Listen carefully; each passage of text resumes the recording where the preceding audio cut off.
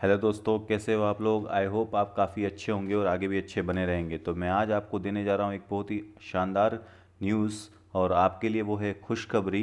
Because हमारे पास जो SSC bank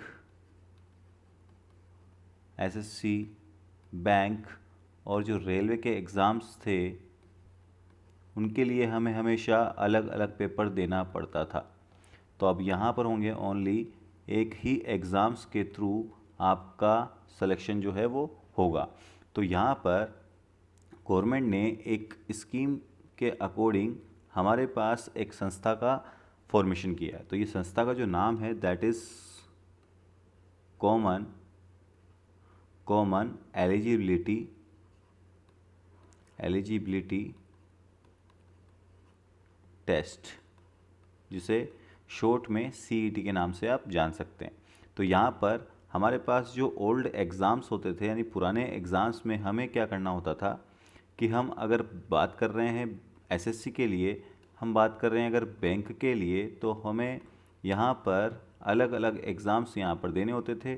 तो उस अलग अलग एग्ज़ाम्स में हमें फ़ीस भी अलग अलग देनी होती थी।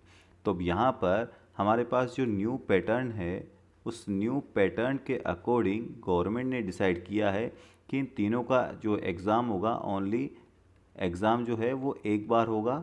और एग्ज़ाम जो है उसकी जो फ़ीस है, जो सबसे ख़ास बात है बच्चों, तो जो फ़ीस है वो भी आपको ओनली वन टाइम देना होगा। फ़ीस जो है वो भी आपको एक बार में ही देनी होगी, बार बार आपकी फ़ीस जो है वो नहीं लगेगी। तो इसकी जो एजेंसी है, गवर्नमेंट ने डिसाइड किया है एजेंसी का नाम दैट इज़ एनआरए, और एनआरए का फुल फॉर्म यहाँ पर होगा national eligibility national recruitment agency. National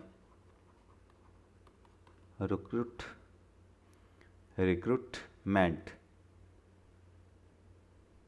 agency. तो इस एजेंसी के थ्रू दैट इज़ एनआरए के थ्रू ये एग्ज़ाम होगा। तो हमारे देश में जो टोटल एजेंसीज अभी काम कर रही हैं एग्ज़ाम्स लेने के लिए, टोटल एजेंसी हमारे देश में टोटल एजेंसी अभी है 20 एजेंसी हमारे इंडिया में है जो एग्ज़ाम्स कंडक्ट करवाती हैं। तो यहाँ पर जो हमारे पास केट होगा, उस केट के अकॉर्डिंग अगर हम देखें तो इसका जो स्कोर होगा वो 3 साल तक वैलिड होगा। इसका जो स्कोर होगा, score is valid up to 3 years.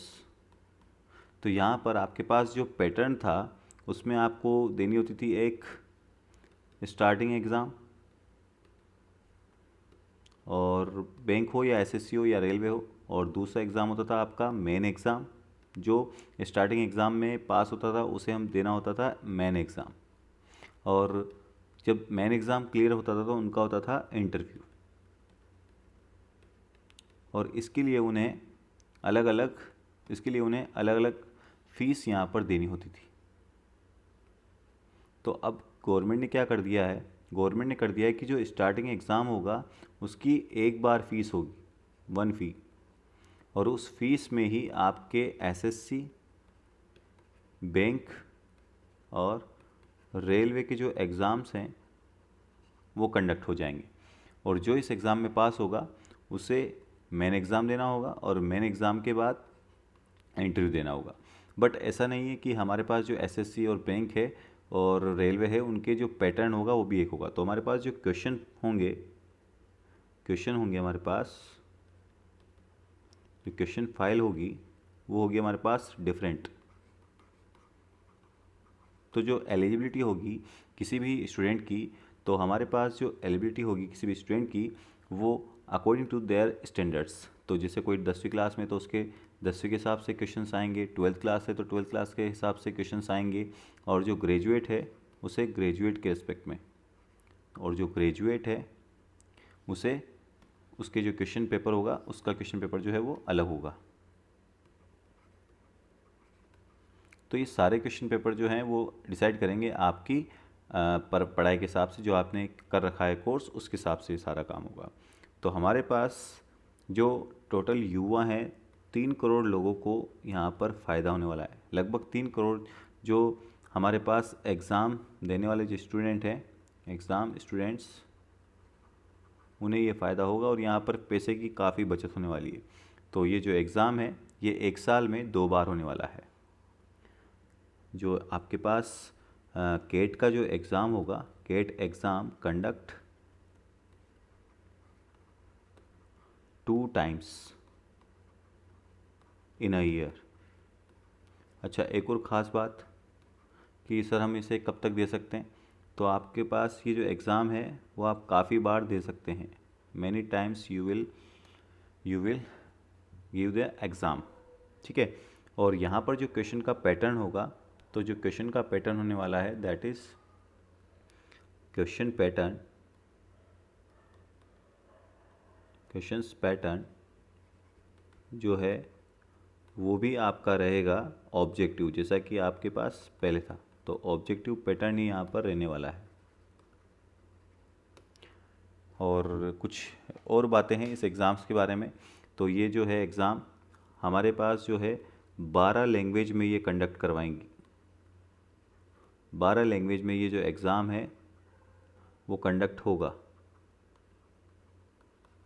और आगे फ्यूचर में यहाँ पर इसे 22 लैंग्वेज में करने का यहाँ पर कोशिश जारी है। और लगभग ये हमारे इंडिया में एग्ज़ाम लैंग्वेज, तो हमारे इंडिया में ये एग्ज़ाम जो है वो लगभग 117 ज़िलों में 117 डिस्ट्रिक्ट, तो 117 ज़िलों में ये एग्ज़ाम जो है वो कंडक्ट होगा। तो लगभग हमारे इंडिया के हर बड़े शहर में ये एग्ज़ाम जो है वो सेंटर होगा, एग्ज़ाम कंडक्ट सेंटर।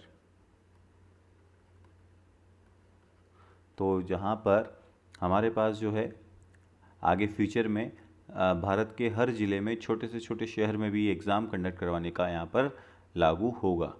तो इस तरह से हमारे पास जो है अब जो एग्ज़ाम होंगे वो बिल्कुल एक ही फीस में हमारे पास होगा, जिससे हमें काफ़ी फ़ायदा होने वाला है। सो आई होप आपको ये पूरा जो सिस्टम है, नया पैटर्न जो है एग्ज़ाम्स का, वो समझ में आया होगा।